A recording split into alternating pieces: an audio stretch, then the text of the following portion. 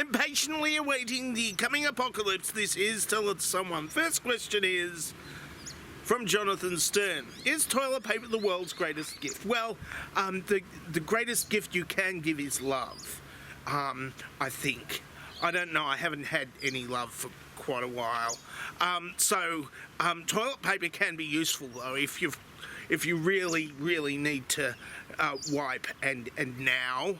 It's really useful, but if you've got too much, it gets to be a problem. I bought the regular amount of toilet paper a few weeks ago. The regular amount for me is a big bag this big with one of the built-in handles, because it's cheaper that way, and I've got enough room in the pantry because I don't eat much at home. Well, I didn't eat much at home until, you know, the world ended.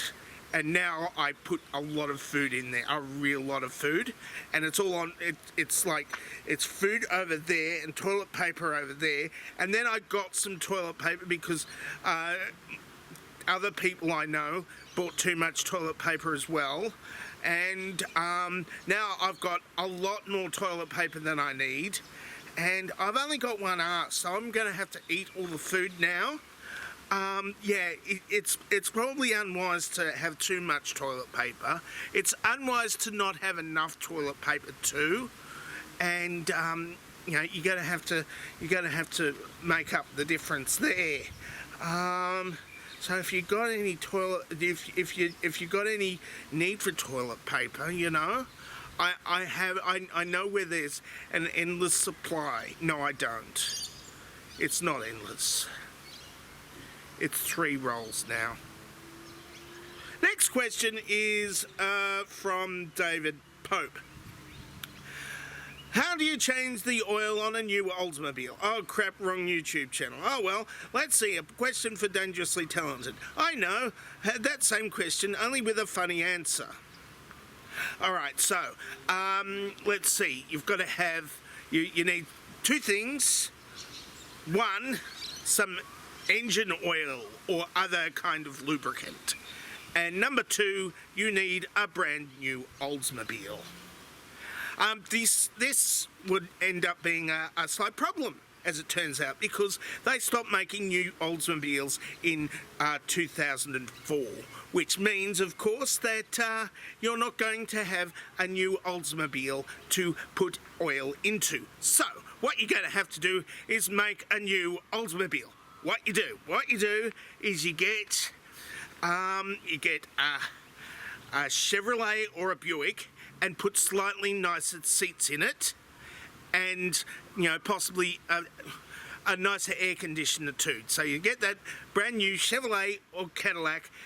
No, you get the Cadillac and you put slightly less nice seats in the Cadillac.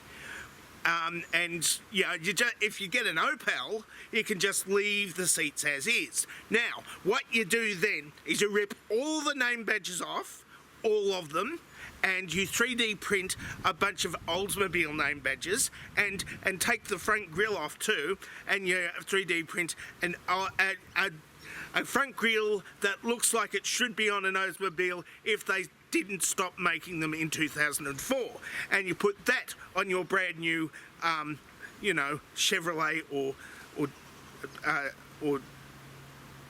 Buick, not Dodge. Yeah, Chevrolet or Buick or Opel or Cadillac.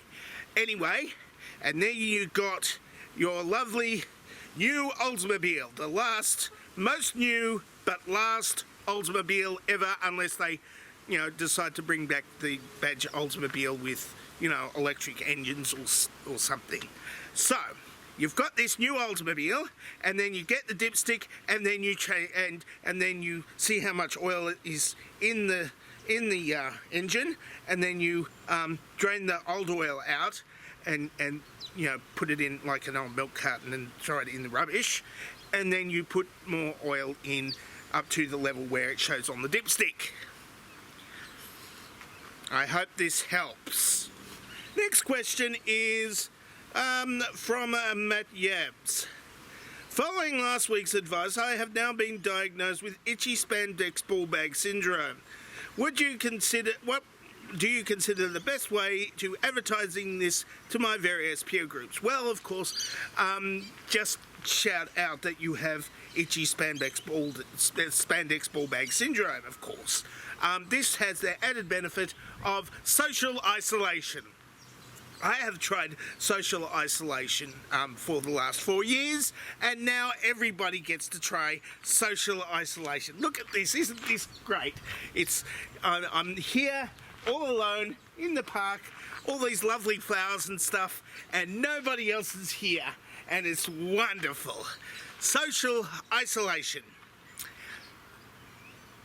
I mean, you could die, but you know, you still got lovely spandex, you know, thing. It's good. I'm a hipster. I was socially isolated before the coronavirus even started. I think that's it for Sell Someone for this week, because I've run out of questions. Oh, except for this one.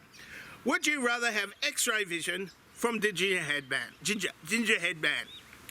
Would you rather have X-ray vision or the ability to always know when somebody is lying to you? Well, I don't have X-ray vision. I don't think I want X-ray vision because, yes, in theory you could look through all those lovely girls' clothes and stuff, but in reality all you see is their bones. And I'm not interested in anatomy. Well, I am interested in the anatomy of young ladies, but not in that much depth. I mean, you know, a very specific. I'd like to see more of very specific parts of the anatomy, which is not the internal organs. So that could be a problem. You know, just how much X-ray vision I have, but I do have already the ability to know when people are lying to me. The problem is I don't know what the truth is. I just know they're lying. And that could be a problem because I don't know what to believe anymore. So, like, that's it for Tell Someone for this week, I suppose. If you would like to ask me a question, then ask me a question in the question place for asking below. Or you can answer this dovetail question if I survive the next week. There it is. Lovely dovetail question. You could do a video question or something. I don't know. I don't really care at the moment. It's getting a little bit cold out here, and there, and I think the wolves are starting to take over because, you know, everybody's, you know, hiding at home from viruses. I'm dangerously talented, and I don't have a cool sign-off.